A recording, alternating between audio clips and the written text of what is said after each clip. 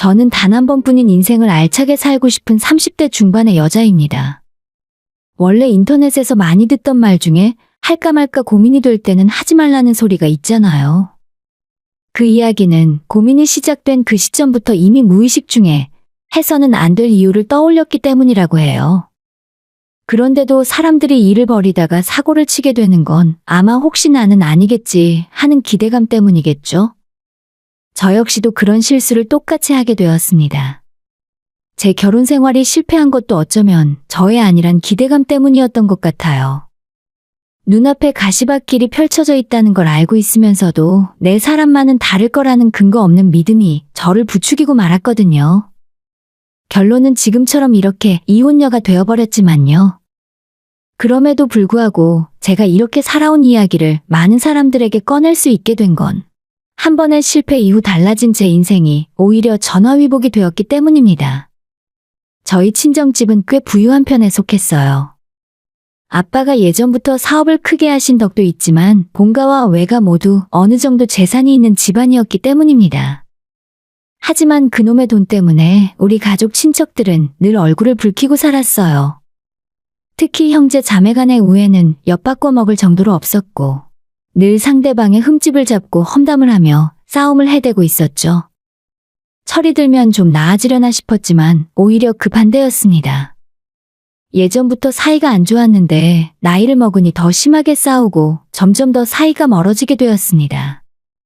갈등을 만들고 더 부추긴 건 다른 사람도 아니고 우리 아빠였어요. 예전부터 식구들이 다 모이면 저희 오빠와 언니가 다 있는 앞에서 유산 이야기를 자주 꺼내셨고 절대 공평하게 나눠주지 않겠다고 말씀을 하셨거든요. 공부를 엄청나게 잘하거나 사업 수완이 있다고 생각하는 놈한테 내 재산을 다 물려줄 생각이다. 그냥 대충 살면서 부모 덕보고 묻어갈 생각은 하지 마라. 우리 집안에는 오빠 둘, 언니 하나까지 총 4남매가 있었고 그중에 제가 막내였어요. 원래 자식 많은 집안에서 막내딸은 부모님과 형제들의 사랑과 관심을 독차지하고 자란다던데 제 경우는 전혀 아니었습니다. 욕심 많은 큰오빠와 못된 작은오빠, 그리고 정말 이기적인 언니까지. 집안에서 어린 저를 위해 사탕 하나라도 양보해주는 사람이 없었습니다. 아빠 때문에 그런 건지 아니면 원래 다들 그런 성격인 건지 집안에서 형제들끼리 견제를 하고 매일 서로 도끼 눈을 뜬 채 쳐다보고 있었어요.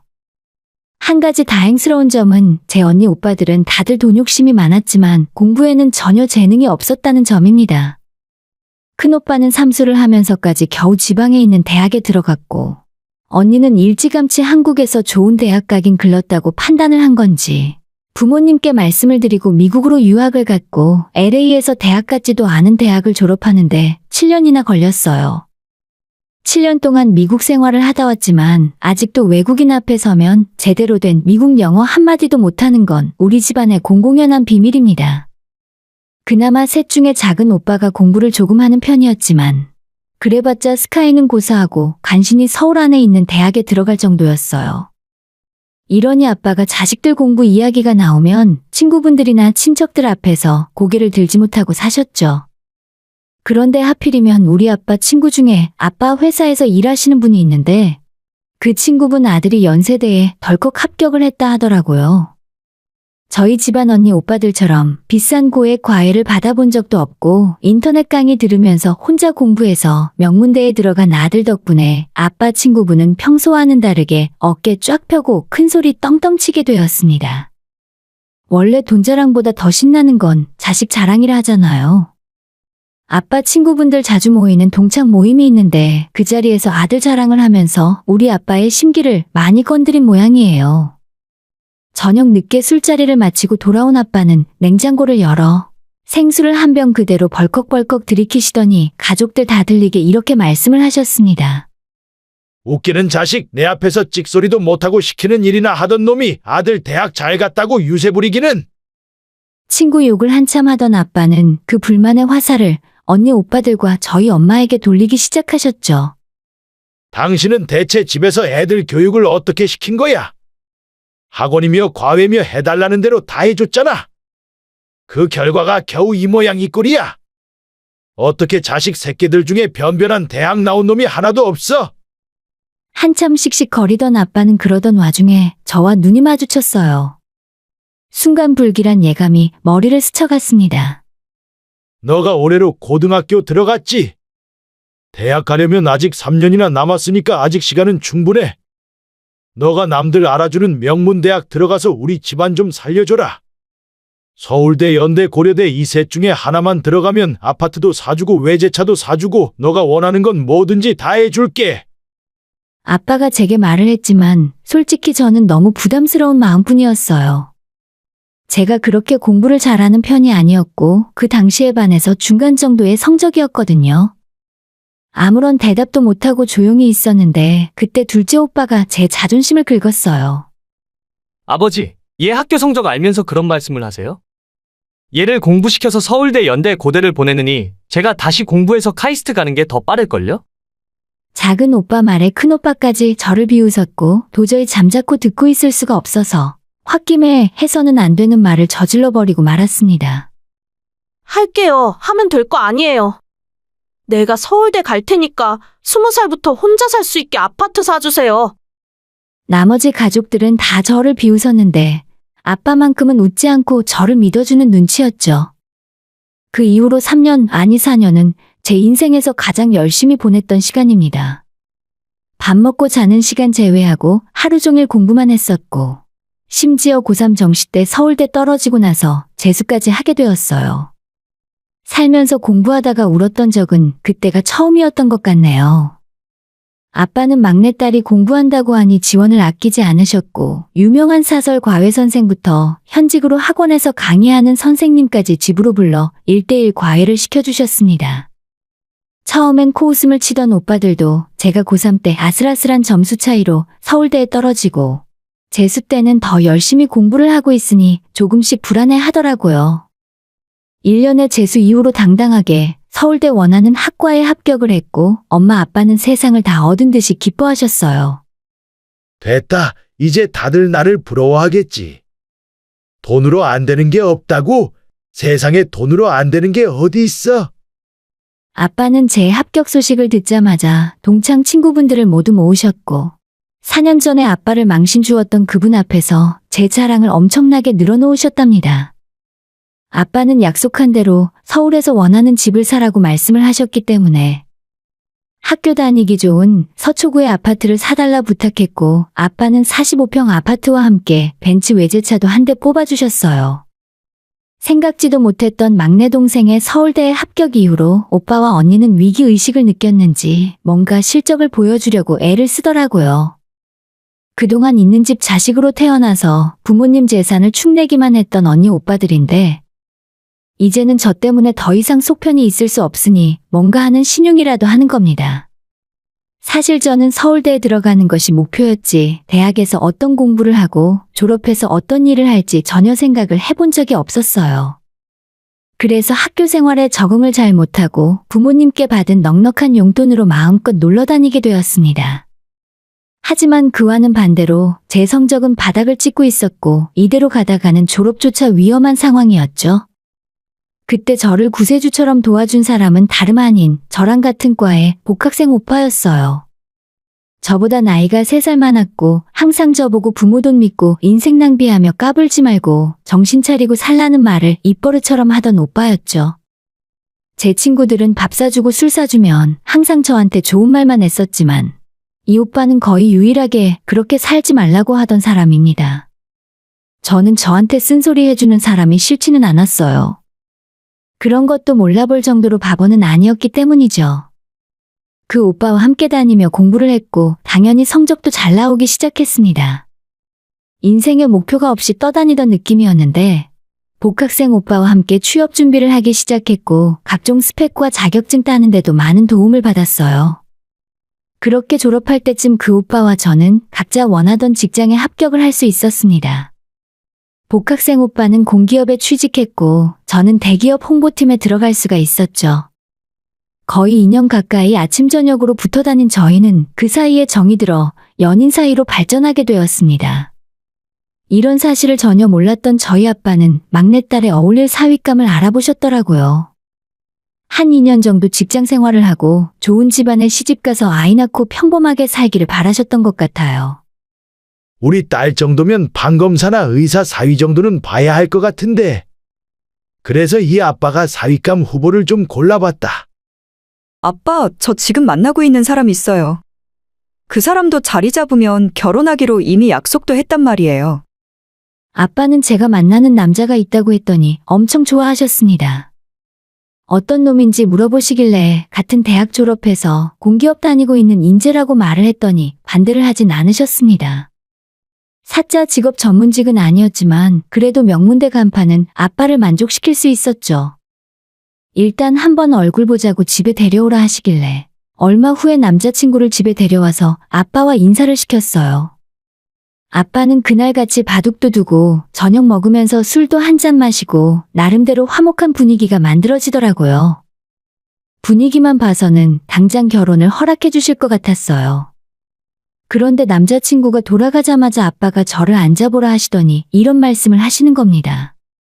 저놈은 사위감으론 영 아니다. 내가 몇 마디 해보니까 남자가 꿈이 없어. 서울대까지 나와서 안전빵 공기업 다닌다고 할 때부터 혹시나 했는데 역시 내 생각이 틀리지 않더구나. 꿈이 뭐냐고 물어보니까 홀어머니 모시고 살 사람 찾는다니 그게 말이 되는 소리야. 딸린 동생도 줄줄이 있는 것 같은데 안 된다 저놈은. 아끼는 막내딸이 편한 인생을 놔두고 고생길이 훤한 가시밭길로 들어가려고 하는데 그걸 지켜보고 있을 부모가 몇이나 있겠어요. 아빠는 헤어지라 하고 제가 그 말을 듣지 않자 엄마가 따로 남자친구를 밖에서 저 몰래 만나 두 사람 헤어지라는 말까지 하셨어요. 저는 어차피 대학 입학하고 아빠한테 받은 아파트도 있고 두 사람 직장 생활하며 버는 돈도 있으니 부모님이 아무리 반대해도 결혼해서 못 살 이유는 없다고 생각했죠. 그때 저는 마치 비련의 여주인공이라도 된 것처럼 부모님에게 늦은 반항을 하고 대학 졸업한 이후로 다시 들어갔던 집에서 나와 혼자 살기 시작했어요.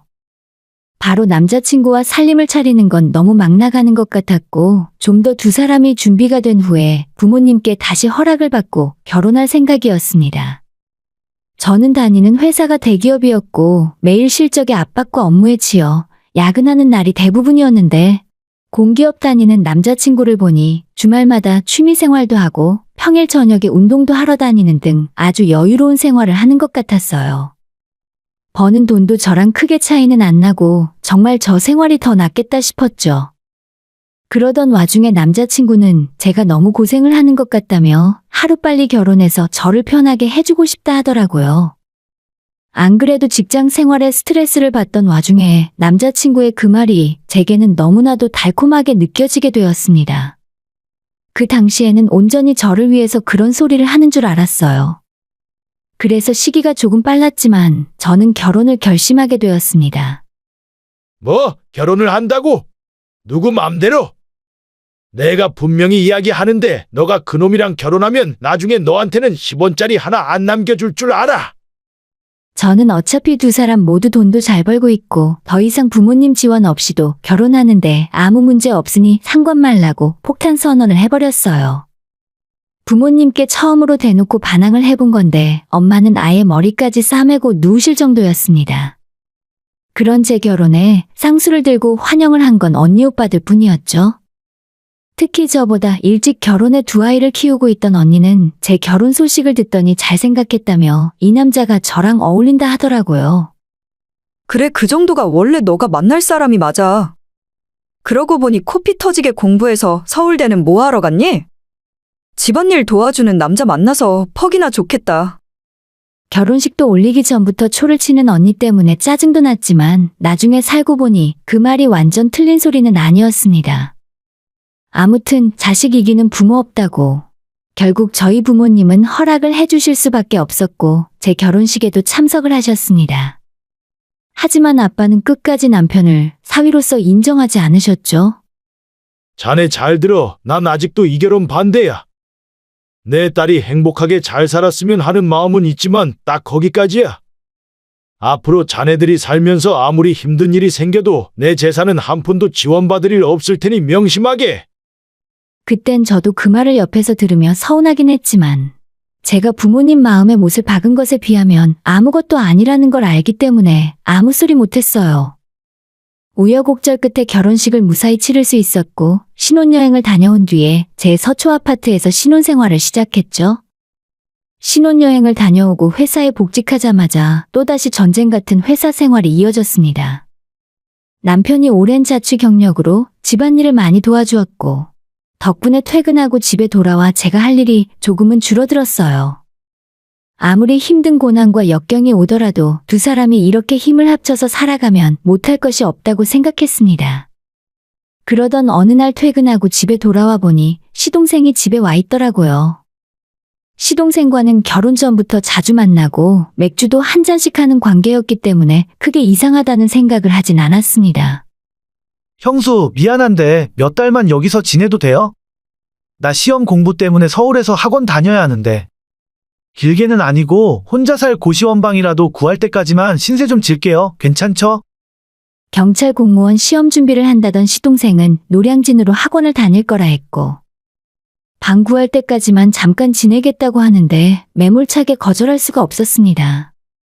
그래서 일단 알겠다 하고 넘어갔습니다. 제가 허락을 하자마자 남편과 시동생이 눈을 맞추며 안도하는 느낌을 받았고 눈치가 빠른 편이라 제가 그 모습을 보니 기분이 별로 좋진 않았습니다. 그래서 그날 저녁 잠자리에 들기 전에 남편에게 그 이야기를 꺼냈습니다. 아니야, 내가 걔랑 말을 맞추긴 뭔 말을 맞춰? 그냥 오랜만에 같이 사니까 좋아서 그런 거지. 괜히 생사람 잡지 마. 그런 말 안 해도 어차피 이 집은 당신 거라는 거 모르는 사람, 우리 집안에 하나도 없으니까.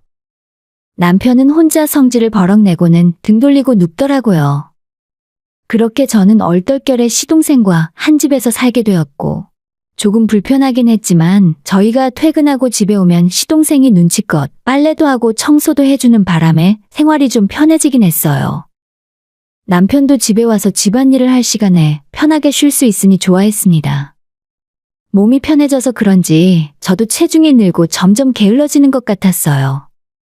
그러던 어느 날 저는 회사 사람들과 점심을 먹으러 나왔는데 평소 잘만 먹던 순댓국을 한 숟갈 딱 뜨는 순간 속에서 처음 느껴보는 역한 기분이 들었고 헛구역질을 하게 되었습니다. 그랬더니 제 앞자리에 있던 과장님이 안 그래도 요즘 임신한 것 같았는데 입덧까지 하는 걸 보니 임신 맞는 것 같다 하더라고요. 그 말에 화들짝 놀란 저는 점심을 먹는 둥 마는 둥 하고 바로 약국에 들러 테스터기를 사서 검사를 해봤습니다. 그랬더니 누가 봐도 선명한 두 줄이 나왔습니다. 이 소식을 남편에게 가장 먼저 알렸고 남편은 제가 임신했다는 말을 하자마자 사무실인데도 불구하고 환호성을 질렀어요.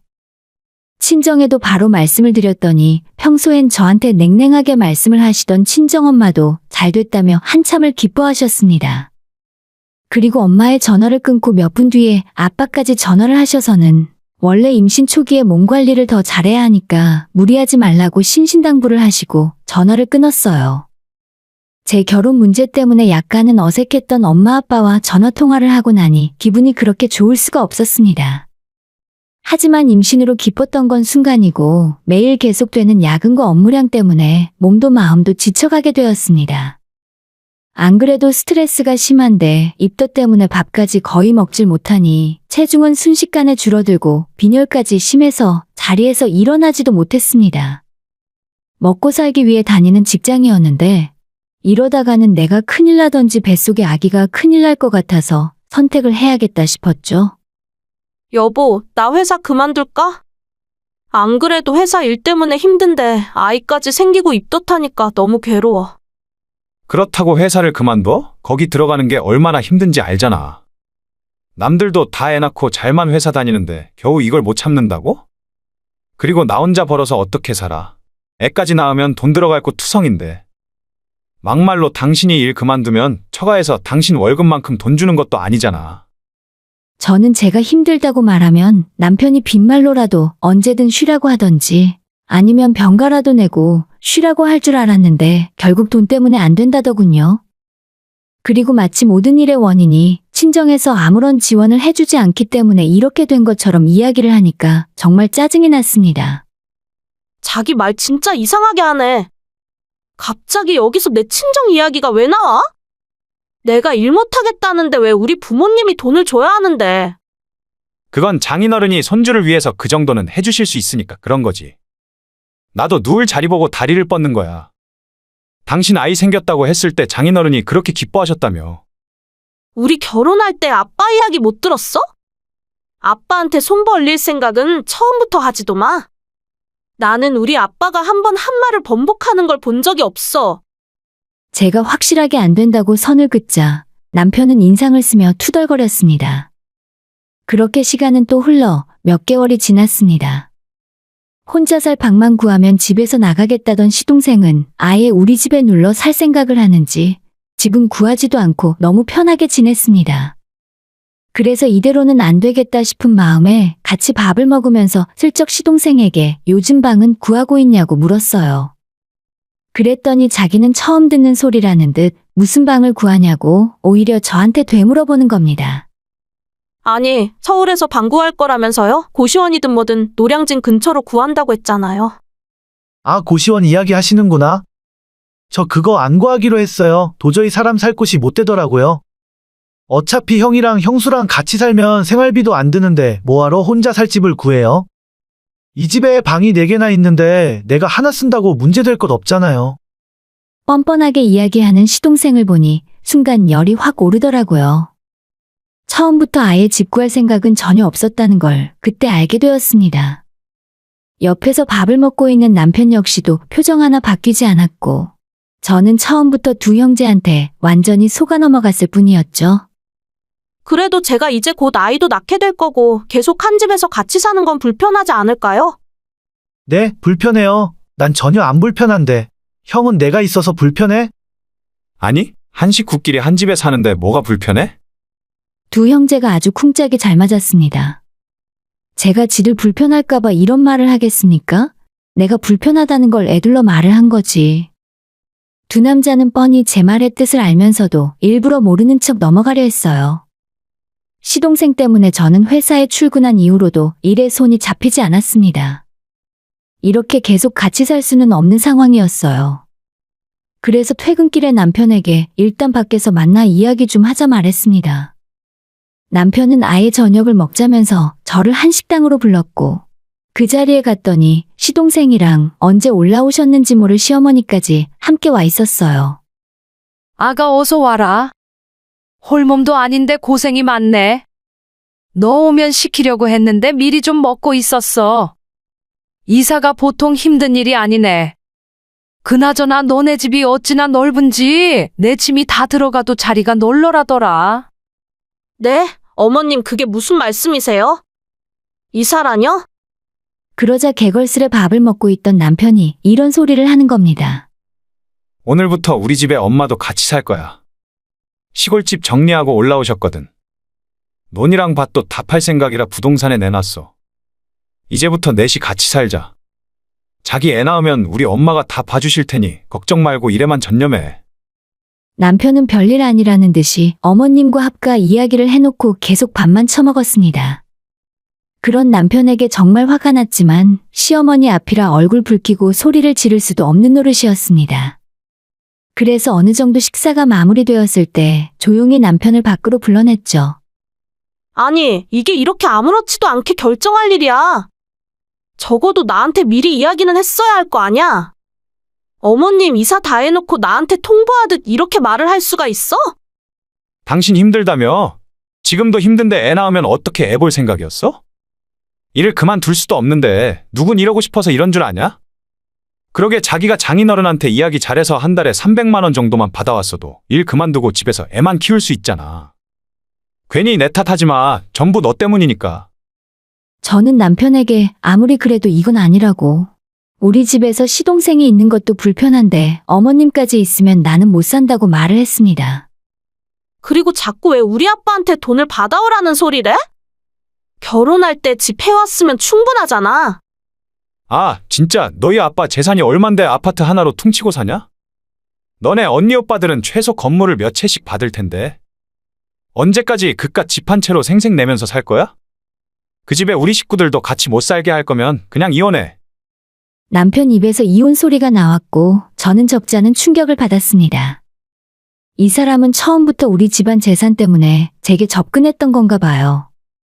이제서야 저희 아빠가 사람을 잘 봤구나 하는 생각이 들었고, 결혼할 때도 한 푼 주지 않겠다고 말씀하신 이유를 알겠더라고요. 야, 너 말이면 다인 줄 알아? 이혼하고 싶으면 얼마든지 이혼해. 거지 같은 너네 식구들 내 집에 줄줄이 들어앉히지 말고. 그렇게 소리를 지르고 있었는데 시어머니가 저희를 찾으러 나왔다가 제가 하는 말을 들었나 봐요. 소리를 빽 지르면서 자기들한테 거지라고 했냐고 욕을 하셨습니다. 거지? 누굴 거지 취급해? 못 배워 처먹은 것 같으니. 어디서 서방한테 큰 소리야? 제가 어머님이랑 말싸움을 시작하려고 할 때 남편은 저랑 상종도 하지 말라며 시어머니를 모시고 다시 식당으로 들어갔습니다. 저는 그 자리에서 속편히 밥을 먹고 있진 못할 것 같아서 혼자서 먼저 집으로 돌아오게 되었죠. 현관문을 열자마자 쾌쾌한 냄새와 함께 어머님의 낡은 살림들이 집안에 가득했어요. 그날 하루가 너무 길기도 하고 바락바락 악을 질렀더니 머리도 아파서 그냥 안방 침대에 누워 있었어요. 얼마나 시간이 지났는지 모르겠는데 식은땀이 뻘뻘 나고 배가 찢어질 듯 아파왔습니다. 거실에서 남편과 시댁 식구들이 떠드는 소리가 들리길래 겨우겨우 기어서 방문을 열고 남편에게 배가 너무 아파서 구급차 좀 불러달라고 말했습니다. 그랬더니 남편이 저보고 한다는 소리가 생쇼하지 말라더군요. 야, 너 지금 쉬하냐? 그런다고 내가 너한테 잘못했다고 할 것 같아? 저는 어쩔 수 없이 제 손으로 핸드폰을 찾아 119에 신고를 했고 얼마 후 도착한 구급대원이 저를 데리고 병원으로 향했어요. 그제서야 남편은 상황의 심각성을 깨닫고 제가 꾀병을 부리는 게 아니라는 걸 알게 되었죠. 정신을 차려보니 친정 엄마 아빠가 제 병실을 지키고 있었습니다. 제가 어떻게 된 일이냐 물었더니 유산을 했다 하더라고요. 처음엔 뱃속 아이를 잃었다는 슬픔에 하염없이 눈물만 흘렀고 정신이 조금 돌아온 이후로는 아이를 지키지 못했다는 죄책감에 너무 힘들었어요. 그리고 제가 배를 잡고 고통에 몸부림치고 있는데도 싸늘하게 굴었던 남편이 너무나도 싫고 미웠습니다.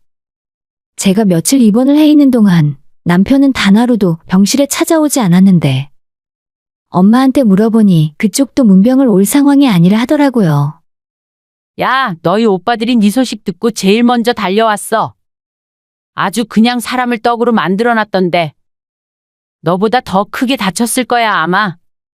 그래도 팔은 안으로 굽는다고 그렇게 서로 못 잡아먹어 안달이더니 막내 동생 유산했다고 하니까 오빠 노릇을 하긴 하는구나. 아빠는 제 유산 소식을 듣자마자 변호사를 찾아 이혼 소송을 맡기셨고 제가 입원해 있는 동안 제 집에서 남편과 시댁 식구들 짐을 전부 빼버렸어요. 당장에 이사할 집도 없는데 짐을 빼면 어떻게 하냐고 시어머니가 눈물을 흘리며 통사정을 했지만 손주를 잃은 아빠는 들은 척도 하지 않았습니다. 남편은 이혼할 수 없다며 소송까지 가겠다고 했는데 아빠와 정면으로 싸워서 이길 수가 없었어요. 유산과 이혼에 대한 귀책 사유가 모두 남편에게 있다는 것이 인정되었고 저는 위자료까지 받고 끝낼 수가 있게 되었습니다. 염치 없이 제 집에 눌러 살던 시댁 식구들은 결국 다시 어머님이 살던 시골로 내려가게 된 것 같아요. 남편은 직장에 소문이 나서 얼굴을 들고 다닐 수가 없게 되자 지방의 한직으로 발령이 났고 얼마 후 서울을 떠나게 되었다고 들었어요. 지금은 저도 몸조리가 어느 정도 끝났고 아빠의 도움을 받아 다시 직장에 취직을 해서 일을 하고 있습니다. 혼자 살기가 싫어져서 부모님 집에 들어가 지내고 있는데 이러니 저러니 해도 가족이 최고인 것 같습니다. 오늘의 사연은 여기까지입니다. 구독과 좋아요, 알람 설정 부탁드려요. 다들 행복하시고 좋은 하루 되세요.